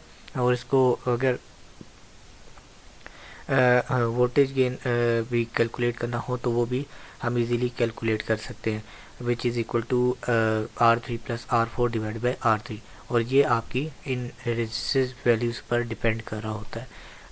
एक और एक्सप्रेशन है कि जब भी हम जैसे मैंने ऊपर बताया कि ऑप एम्प जो है inverting amplifier voltmeter easily design कर सकते हैं। जो हमारे पास करंट की जो वैल्यूज़ हैं जो R3 से जो ट्रैवल कर रहा है वो बहुत ज़्यादा हाई होता है, ठीक है। वो तकरीबन 4 जो यानी I4 है वो तकरीबन बहुत ज़्यादा मतलब एज़ कम्पेयर टू IB से बहुत ज़्यादा हाई रखा जाता है, ताकि जैसे मैंने वही रीज़न बताई कि ये जो I4 है अगर हम ज़्यादा रखें तो यहीं से वो करंट फ्लो होके बैक उस पर ट्रैवल कर रहा होगा, ठीक है। तो then the resistors are calculated as ये वही एक्सप्रेशन है। और R4 और R3 के साथ क्या है, E is equal to R3 is equal to E by I4, जो कि मैंने बताया था कि ये जो वोल्टेज है वो तकरीबन इसके बराबर है, ठीक है। तो हम भी इसको एज एन E के तौर पर यूज़ कर रहे होते हैं। और ये R4 है, R4 is equal to V not minus E divide by I4। ये आपके पास वी आउट है और I4 आपके पास ये R है। और हम R4 के आगे R4 की अगर आपने वैल्यू फाइंड करनी हो, इफ़ यू नो I4, तो आप इस तरह से इसको फाइंड आउट कर सकते हैं। तो ये एक्सप्रेशन है, आप इसको रीअरेंज भी कर सकते हैं। ये बेसिकली याद रखने वाले, इसमें कोई ऐसी कॉन्सेप्चुअल बात नहीं है। एक एग्जांपल ले लेते हैं ऑप एम्प की, जिसमें आपने एक रजिस्टर की वैल्यूज़ फाइंड करनी है R3 और R4 की। तो इसके लिए गिवन क्या क्या है, आपके पास maximum input of 20 milli volt like ई आपके पास गिवन है। तो इनपुट करंट आपके पास कितना है 0.2 माइक्रो एम्पेयर, और जो मीटर सर्किट से जो जा रहा है like IM which is equal to 100 micro ampere. FSD means के फुल स्केल डिफ्लेक्शन, और RM इसका है 10 किलो ओम। हमने डिटरमिन करना है R3 की वैल्यूज़। तो यहाँ पर इन्होंने जैसे मैंने ऊपर बताया कि I4 must be greater than IB, ये I4 है और ये IB जा रहा है। तो यहाँ पर इसने 1000 ले लिया, ठीक है। तो हम ये करते हैं कि 1000 टाइम्स IB से मल्टीप्लाई कर देते हैं, और IB हमारे पास गिवन है। तो अगर हम I4 फाइंड आउट करें तो 1000 को हम मल्टीप्लाई करेंगे 0.2 माइक्रो एम्पेयर से, और 0.2 मिली एम्पेयर हमारे पास I4 यहाँ पर ट्रैवल कर रहा है। तो एट फुल स्केल इसने हमें दिया हुआ है कि आपके पास IM कितना ट्रैवल हो रहा है 100 माइक्रो एम्पेयर। तो V आउट जो कि हमारे पास यहाँ पर ये वाला पोर्शन है, यहाँ से हमने करंट फाइंड आउट करना है मीटर सर्किट के अंदर। तो क्या करेंगे, IM हमें गिवन है, RM भी गिवन है। तो IM into RM is equal to 100 micro ampere into 10 kilo ohm. तो इसको हमने जब फाइंड आउट किया तो आपके पास 1 वोल्ट आ रहा है, ठीक है, 1 वोल्ट V आउट आ रहा है। तो अगर हमने R3 की वैल्यू फाइंड करनी हो तो E हमारे पास गिवन है, तो E डिवाइड बाई I4, तो R3 इज इक्वल टू 100 ओम आ जाएगा वैल्यूज जब पुट करेंगे। और R4 को अगर हम वैल्यूज पुट का फार्मूला अगर हम पुट करें तो V not minus E divided by I4 is equal to 1 volt minus 20 milli volt divided by 0.2 milli ampere which is equal to 4.9 kilo. तो R3 और R4 की वैल्यूज पुट कर दी। अगर आपके पास R3 और R4 की वैल्यू पुट हो तो I4 अगर अननोन हो और IM की मैंने या IB अगर अननोन हो तो आप इन के साथ वैल्यूज़ को मैप करके फाइंड आउट कर सकते हैं। तो इस तरह से न्यूमेरिकल्स हैं जो हम नॉर्मल सर्किटरी में अप्लाई करके हम ये पूरे सर्किट्स को सॉल्व कर सकते हैं, ठीक है। यहाँ पर वोल्टेज टू करंट कन्वर्टर है। बेसिकली ये भी एक कन्वर्जन का तरीका है कि हम एक चीज़ को ना ट्रांसलेट करें। हमने वोल्टेजेस को एक करंट में चेंज करके वैल्यूज़ फाइंड आउट की हैं। तो ये भी एक ऐसा सिनेरियो है कि जो हमने ऐसी इसकी कॉन्फ़िगरेशन कर दी है कि हम जो भी वोल्टेजेस आ रहे हैं उसको रेजिस्टर्स की वैल्यूज़ के साथ मैप करके उसको करंट में चेंज करें। तो होगा क्या कि लेट्स टेक एन एग्जांपल। हमारे पास एक सर्किट है फिगर 4.8, यानी कि ये गिवन है हमारे पास। तो ये बेसिकली नॉन इन्वर्टिंग एम्पलीफायर है।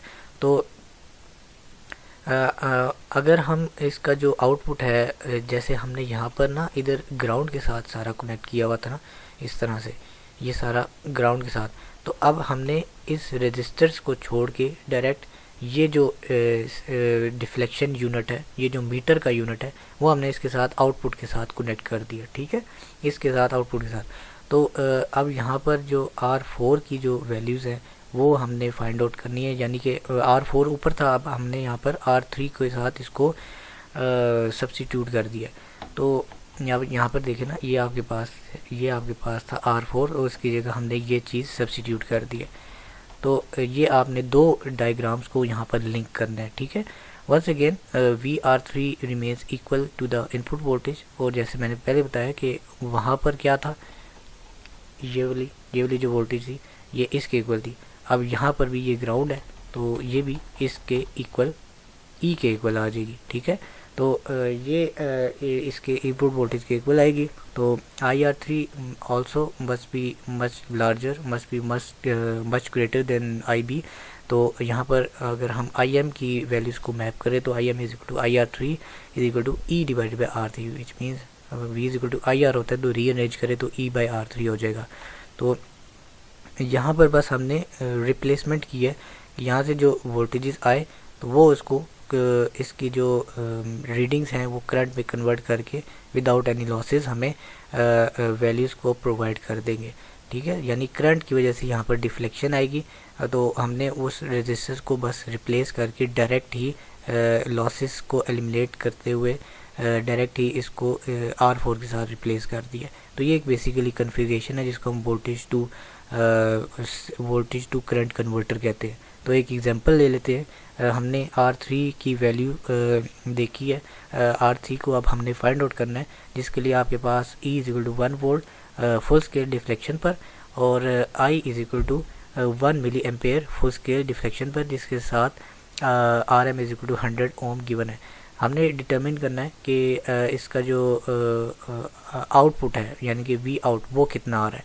तो हमने ऊपर एग्जांपल में कुछ एक्सप्रेशन देखे कि V is equal to IR था, तो V I और R, तो रीअरेंज करें तो R3 की तरफ हमने E divided by IFSD full scale deflection करके हमने वैल्यूज़ फाइंड आउट करनी है।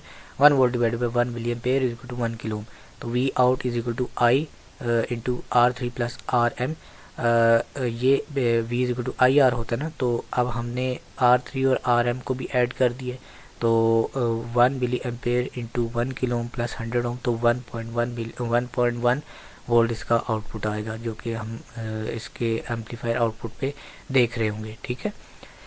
नेक्स्ट है हमारे पास ओम मीटर फंक्शन। ओम मीटर इलेक्ट्रॉनिक इंस्ट्रूमेंट्स में बड़े इंपॉर्टेंट रोल प्ले कर रहे होते हैं। बेसिकली आपने भी नाम सुना होगा कि आजकल जो DMMs आए हुए हैं उसमें हम रेजिस्टर्स को मेजर कर रहे होते हैं, बट यहाँ पर रेजिस्टर्स को मेजर करने के भी कुछ तरीके हैं और जो पहले कुछ तरीके थे, और अब उन पहले जो तरीके हम यूज़ करते गए उसमें से डिफरेंट कॉन्फ़िगरेशन थी, जिससे हम वोल्टेज को एज एन इनपुट ले रहे होते थे, और वहाँ पर depending on the values of the different resistors interconnected into each other, तो उनकी बेस पर हम पॉसिबल डिफ्लेक्शन देख रहे होते थे मीटर्स में।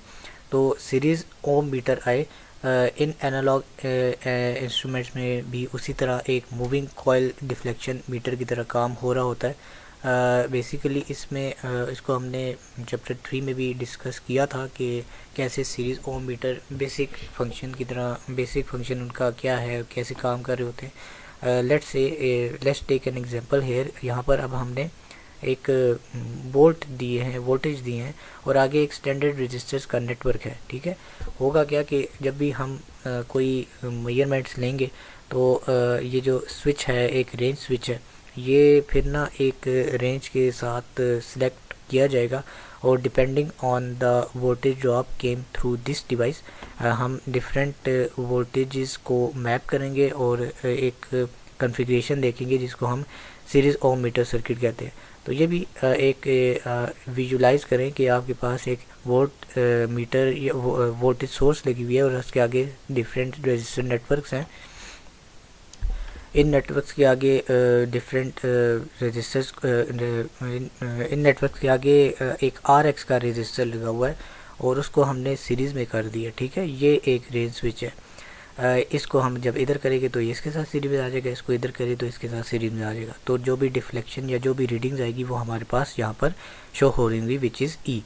तो ये एक मीटर होता है जो कि एक डिफ्लेक्शन मीटर है। सीरीज ओम मीटर में आपके पास एक पोटेंशियल डिवाइडर लगा होता है और स्टैंडर्ड रेजिस्टर लगे होते हैं जो कि बता रहे होते हैं कि जो डिफ्लेक्शन है वो किस रेंज में आए, 0 से इन्फिनिटी या इन्फिनिटी से 0। तो यहाँ पर ना डिफरेंट नंबर्स होते हैं। यहाँ पर आपकी नॉब होती है वो यहाँ पर इस तरह से मूव कर रही होती है, आइदर इट शुड शो 0.2 ओम, 0.35 और इस तरह से डिफरेंट रीडिंग होती हैं।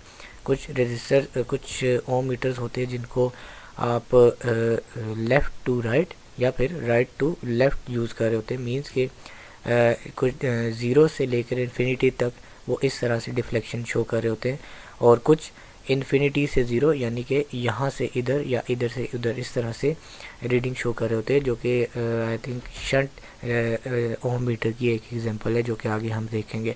तो होता यह है कि लेट्स टेक एग्जांपल कि 1.5 volt battery and several resistors are included as illustrated above. The unknown resistor is connected across terminals A and B so that the voltmeter input is the voltage drop across Rx. तो ये एक series connection है जो कि इस पूरे theory में भी एक्सप्लेन किया गया है और मैंने भी एक्सप्लेन कर दिया है। यहाँ पर इम्पोर्टेंट ये है कि ये जो राइट वर्डिंग लिखी हुई है, suppose that the range switch is set as shown to the 1 kilo ohm standard resistor R1।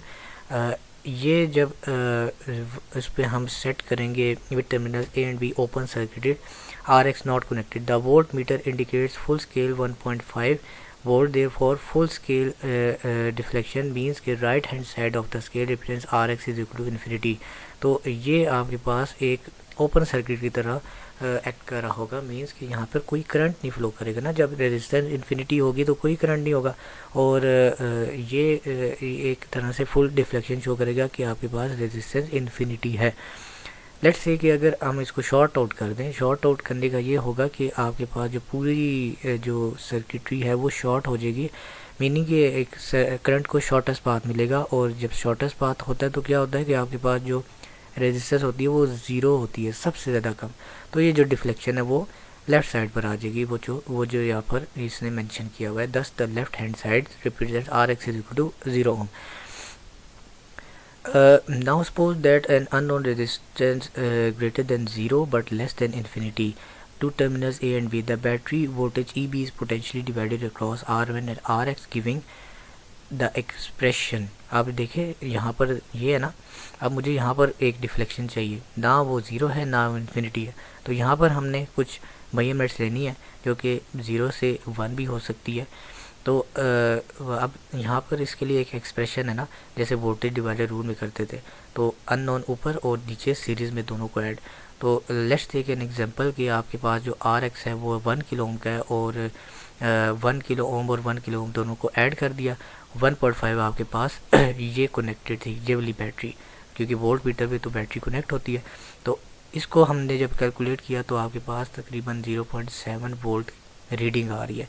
तो ये बेसिकली एक वो बता रहा है, एक हाफ साइकिल बता रहा है ना, यानी कि इसने एक रीडिंग बताई है कि 1.5 वोल्ट आपके पास अगर पावर प्रोवाइड की गई है, तो इसका अगर रेजिस्टेंस नेटवर्क 1K रखा जाए तो ये एक हाफ स्केल की रीडिंग शो करेगा। 1.5 को अगर आप हाफ करें तो ये 0.75 वोल्ट्स आता है। तो इस वोल्ट्स के नतीजे में हम ट्रांसलेट करें कि इन रेजिस्टर्स की वैल्यूज़ किस तरह से मैप हो सकती है। ठीक है, ये एक एग्जांपल है कि for the circuit shown in figure 4.9, जो ऊपर फिगर मैंने मेंशन की थी, determine the resistor scale markings at 1/3 and 2/3 of the full scale. अब ये कुछ इक्वेशंस आपने याद करनी है, और जिनकी मैथमेटिक्स अच्छी हो वो इनको अच्छी तरह समझेंगे कि यहाँ पर हमने कुछ रीअरेंजमेंट्स किए हैं। ठीक है, हमने बस इस डाटा को देखना है और इस इक्वेशन को सॉल्व करना है। यहाँ पर ये वाली जो इक्वेशन है वो यहाँ से रीअरेंज की गई है और आर एक्स हमने यहाँ से फाइंड करना है। इसको ज़्यादा अगर एक्सप्लेन किया गया तो फिर बहुत ज़्यादा लॉन्ग लेक्चर हो जाएगा, तो इसको एक्सप्लेन करने के लिए मैं बस ये कहना चाहूँगा कि ये रीअरेंज किया गया और ये ई की वैल्यू आपके पास ये वाली आई है 1/3 ऑफ ई बी, ठीक है। और इसको अगेन इसके अंदर हमने एडजस्ट करके इसको रीअरेंज किया और इसके नतीजे में आपके पास जो वैल्यू आई है वो है 0.5 ऑफ R1। अब एट 2/3 ऑफ FSD फोर्स के deflection, now E is equal to 2/3 of EB। इधर 1/3 ऑफ EB था, इधर था 2/3 ऑफ EB, तो RX is equal to R1 divided by this. इसको हमने अगेन रीअरेंज किया और इसके अगेन हमारे जो पॉइंट्स आए, जो वैल्यूज़ आई वो है 2R1, यानी कि R1 का डबल और ये है R1 का हाफ। तो इस तरह से हमारे पास डिफ्लेक्शन शो होगी और हम सीरीज़ मीटर्स को हम इस तरह से यूज़ कर सकते हैं, ठीक है। तो यहाँ पर एक शॉर्ट सी समरी अगर मैं बता दूँ तो इधर एक इम्पॉर्टेंट पॉइंट ये है कि तो जो वोल्ट मीटर होता है, वोल्ट मीटर को आपने बेसिकली एडजस्ट करना होता है, ठीक है। The volt meter must be zeroed electrically, यानी वोल्ट मीटर को पता हो कि इस रेंज पर ज़ीरो आएगा और उस रेंज पर इन्फिनिटी आएगा। ये बेसिकली एक कैलिब्रेशन का मेथड है। अगर volt meter out of calibration हुआ तो वो आपको उस तरह से रीडिंग नहीं प्रोवाइड कर सकता। कैलिब्रेशन कैसे करेंगे कि आपने उसकी ओपन सर्किट और क्लोज सर्किट पर उसकी रीडिंग्स लेनी होती हैं ताकि वो प्रॉपर्ली कैलिब्रेट हो सके और आपको उस तरह से रीडिंग प्रोवाइड कर सके। देन एक और एग्जांपल हमारे पास आती है एक शंट ओम मीटर की। शंट मींस कोई भी चीज़ अगर हम पैरेलल में कनेक्ट कर रहे हों किसी चीज़ के साथ, ताकि अगर रजिस्टर की बात करें और एडवांस सर्किटरी में बात करें तो उसमें हम लीकेज करंट को रोकने के लिए शंट रजिस्टर्स लगाते हैं। लेकिन यहाँ पर हम शंट टाइप ओम मीटर यूज़ कर रहे हैं जिसमें हम कुछ पैरेलल सर्किट्स पैरेलल रेजिस्टर्स यहाँ पर कनेक्ट कर रहे होते हैं। The president resistors are connected in shunt यानी parallel with the supply instead of in series. In case of regulated power supply is use to provide a stable 6 volt supply instead of employing a battery. तो अगर हम इन registers को इस तरह से tune करें कि हमारे पास अगर ज़्यादा पावर सप्लाई आ रही हो 6 वोल्ट की 10 वोल्ट की, तो हम इस रजिस्टर्स को इस तरह से ट्यून करें कि वो एक कैलिब्रेटेड इनपुट पावर इसको मिले और आर एक्स की वैल्यू को अननोन या कोई भी अननोन आर एक्स की वैल्यू को फाइंड आउट कर सके। तो होता ये है समटाइम्स कि जब भी हम 6 वोल्ट्स इनपुट पर दे रहे हों तो हम फिर ना शंट ओम मीटर को यूज़ करते हैं ताकि पैरेलल में उसकी वैल्यूज़ को एडजस्ट करवा सके और फिर उसका जो आउटपुट जो भी आ रहा हो वो उसके इस आर एक्स के साथ इनपुट पर जाके वैल्यूज़ पर ड्रॉप ला सके। वैल्यूज़ पर जब ड्रॉप आएगा तो उसकी अननोन आर एक्स की वैल्यूज़ को हम इजीली फाइंड आउट कर सकते हैं with the help of these expression. तो ये एक शंट ओम मीटर का एक काम होता है कि हम उससे पहले कुछ पैरेलल रेजिस्टर्स लगाते हैं ताकि उसकी वैल्यूज़ को अटेनुएट या ट्यून कर सके। When R X is equal to 0 ohm A and B short circuit, ज़ाहिर है कि जब हम शॉर्ट सर्किट करते हैं तो मैक्सिमम करंट पास होता है, R X is equal to 0 होता है। E is equal to be 0. Here again the pointer is at left hand side for Rx is equal to 0 at any value of Rx. तो ये वही है कि जब हम शॉर्ट सर्किट करेंगे तो ऑफ कोर्स R 0 होगा और जो पॉइंट ऑफ डिफ्लेक्शन भी है वो भी हमारे पास 0 की तरफ जारी होगी। इसके लिए एक्सप्रेशन वही बात है कि हम वोल्टेज डिवाइडर रूल लगाते हैं कि E is equal to EB और EB के साथ हम R2 और RX पैरेलल में लगा के और R1 प्लस R2 और RX का पैरेलल कनेक्शन कंप्लीट करके और उसको सीरीज़ में कर देते हैं। ये सीरीज़ और पैरेलल सर्किट्स को जो समझता है उसको बेहतर पता होगा कि सीरीज़ में रेजिस्टर बेसिकली ऐड होते हैं, पैरेलल में हम उसको मल्टीप्लाई और डिवाइड करके उसका पैरेलल कनेक्शन निकाल रहे हो, पैरेलल इक्विवेलेंट रेजिस्टेंस निकाल रहे होते हैं। The meter indicates basically half scale when Rx is equal to R1 parallel to R2. The values of R1 and R2 used in figure 410 gives the instrument a 1 kilo ohm range. The resistance values 10 times larger would give a 10 kilo ohm range. Similarly, resistance 10 times smaller than 4 kilo ohm and 1.33 kilo ohm give a 100 ohm range. तो ये उसको shunt कर देते हैं ना, मतलब कि हम उसको एक रेंज भी प्रोवाइड कर सकते हैं कि अगर हम उस वैल्यूज़ को इतना ट्यून कर दें कि उसकी समटाइम्स रेंज स्मॉलर भी हो जाए और उसको हम 10 किलो ओम से 100 ओम पर भी लेके जा सकते हैं। The major advantage of this system over the series ohm meter describe previously is that एक तो स्टेबल पावर सप्लाई मीन्स कि हम उसको बैटरी की बजाय एक स्टेबल पावर सप्लाई के थ्रू भी कंट्रोल कर सकते हैं। ये एडजस्टमेंट है कि हम उसमें ना एक रेजिस्टेंस मेजरमेंट्स को ऐड करें मीन्स कि स्टेबल पावर सप्लाई के साथ, और the ohm meter terminals are short circuited and the instrument is electrically zeroed. तो ये कुछ एडजस्टमेंट भी करनी पड़ती हैं इसमें कि हम इसमें स्टेबल पावर सप्लाई के साथ साथ जो ओम मीटर की जो रेजिस्टेंस की वैल्यूज़ है उसको भी सेट करें ताकि हम एक प्रॉपर कैलिब्रेटेड आउटपुट यूज़ कर सके या यूटिलाइज़ कर सके। लीनियर ओम मीटर का ये काम है कि अगर हमने स्टार्टिंग में जो पावर सप्लाई है उसको कुछ ना कुछ अटेनुएट करके या फिर हमने उसकी वैल्यूज़ को ड्रॉप करवा के वोल्टेज की वैल्यूज़ को ड्रॉप करवा के with the help of different resistors known as potentially voltage supply divider, तो हमने उसको एक लीनियरली ड्रॉप करवा के एक ट्रांजिस्टर के इनपुट पर प्रोवाइड कर दिए। तो लीनियर ओम मीटर का ये फ़ायदा होगा कि हमने एक PNP ट्रांजिस्टर यूज़ किया है। Let's take an example here के resistors R1 and R2 potentially divide the supply voltage to give 5.7 volt. ये 5.7 वोल्ट ये आ गई across R1 when applied to the base of PNP, यानी कि ये PNP के हमने 5.7 वोल्ट की सप्लाई प्रोवाइड की, तो 5.7 वोल्ट के आगे एक 0.7 वोल्ट का भी तो ड्रॉप आएगा जो कि ट्रांजिस्टर का ड्रॉप है। तो उस ड्रॉप को हम रिमूव करते हैं यूजिंग 5.7 माइनस 0.7 वोल्ट एक्सप्रेशन। तो इसकी वजह से हमारे पास जो आउटपुट है वो पूरा का पूरा 5 वोल्ट का आउटपुट आ रहा होता है जो कि लीनियरली हमने इसको मॉडिफाई किया। तो इसकी वजह से हमारे पास कांस्टेंट करंट आएगा और जो भी करंट आएगा वो इस अननोन रेजिस्टर से पास थ्रू हो रहा होगा, यानी कि कांस्टेंट सप्लाई आ रही है और स्टेबल सप्लाई आ रही है। तो अगर हमने इसकी वोल्टेज को देखना हो या अननोन रेजिस्टर को फाइंड आउट करना हो तो हम इसी तरह इसकी वैल्यूज़ को पुट करेंगे। V is equal to IR, RX किया था 5 volt divided by 1 milli ampere और RX is equal to 5 divided by 1, तो हमारे पास 3 किलो ओम का रेजिस्टर आ जाएगा।